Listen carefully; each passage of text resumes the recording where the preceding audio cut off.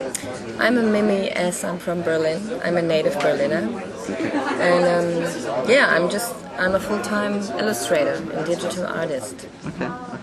And how did you come about being a full-time illustrator? Oh, it was a really long time, a really long way, a hard way to get there. And I was in animation, in traditional animation, and working for agencies, for animation studios and agencies. I studied animation design and storyboard, and after that I worked like for commercial projects, like commercial stuff, and really like some kind of arty projects, some kind of trick film projects, but it wasn't really satisfying at the end. It was like working for anybody else, and myself wasn't really satisfying me. And I always had to do something really limited to think of. And the other problem was that I really wasn't patient enough to do animation the traditional way. It really sucked after a time. And then I started, okay, that's it. I have to start something new. I have to get better and better and make my own designs, make my own art projects. And always looked for somebody who just shows my stuff and really is interested in. And I met Yasha from the Strychnin Gallery by accident. And it wasn't planned like that, but I showed her my stuff and she said, all right, let's work together. This is 3 years ago now, around 3 years.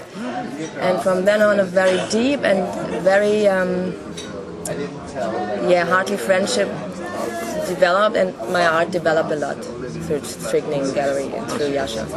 And then time after time I just get into that making art myself stuff, and just like getting more and more deeper into that digital world and digital art working process, and was like teaching myself to that point. Yeah, I didn't learn that really in the university or school. I really teach it myself, and it got more and more perfect after year and month. I really worked hard on that. Okay. What is it about the digital side of things that draws you? It's not easy to explain because I'm a draftswoman. I'm coming from drawing, from pure drawing. I never used paint that much. Like, I wasn't interested in maybe. But I was not learning and teaching and painting, like acrylic or oil. I really appreciate it, and I really think it's fantastic if somebody is really good in painting.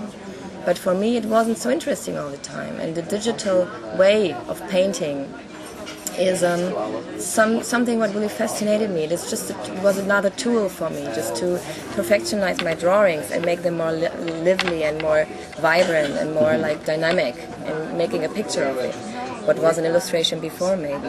And this was a reason that I just considered the computer to color my stuff at first, and it was really kind of simple at the first time and really simple at the first years, and it was more graphic design and very black outlines and really thick outlines, really comic stuff, like really influenced by the animation stuff I studied and I did before, like this little Disney things or whatever. And then it's getting more and more detailed and more arty and more perfectionized, and this is what I'm just still working on that process, to get more depth into it, more like details, more perfection, more lines, and every hair, every line on it it's really painted and really drawn on the computer. And this is it now. This is the result of the last years I worked on it. So tell me about the themes of your work and the themes the themes are like that. I always draw female bodies, female creatures, like if it's girls or is it women. It's like a thing that really interests me or fascinates me because I'm a woman myself. It's just like a thing I know. I know about the interest, I know about the female nature sometimes, about the tricky side of female nature, about the evil side of female nature too, and I like to just create characters. Okay. And this is the point, yeah. So what is the evil side of female nature? I need to know. mean, there are so many. I wouldn't give you that secret now. Yeah. Like, it is, I mean, like dealing with something like, how do I say it in English? It's like sometimes a manipulative part of female nature is like playing games some kind. being seductive in one way, but being really obstinate in another way, or being beautiful at the one side or ugly at the other. And you always have to look behind my characters and just like looking for the details in it. What tells us about that character? Was it the humor about it? And this is a really important point of my work, that I always use humor as a really, really strong expression of my work, because I discovered it like that, with much humor, with sarcasm, and with a little bit beauty and a little bit evil. Yeah, like a cliche too sometimes. Where do the ideas for your characters come from? I don't know. I mean, I'm a film junkie. I watched films all my life. When I was younger, it was all that 50s, film noir, 60s stuff I really absorbed, kind of.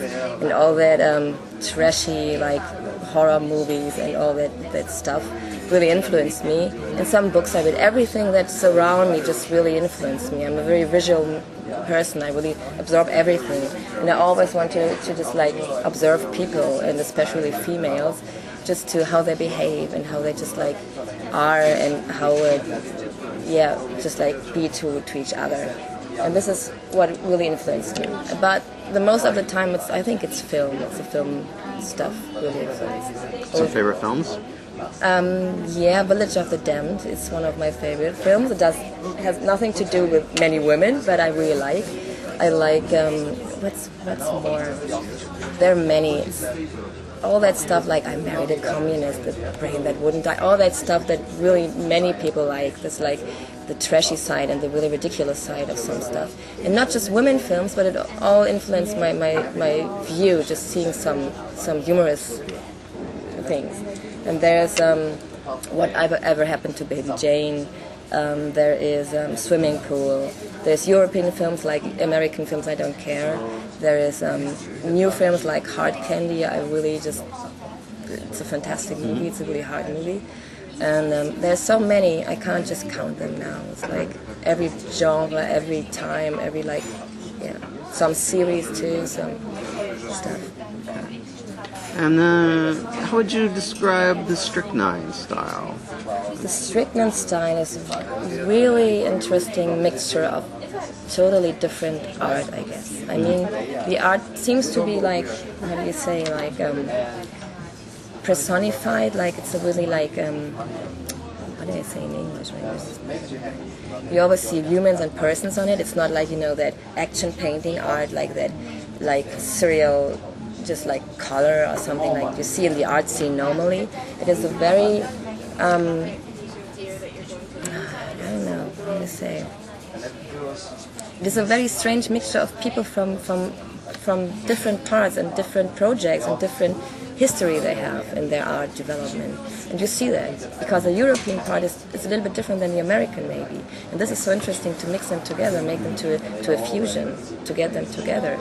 And me, myself, I never have seen such a gallery or such a project before, because I'm in Berlin, it didn't exist like that. There's some kind of underground stuff going around, like graffiti artists or something like that, but it wasn't there before.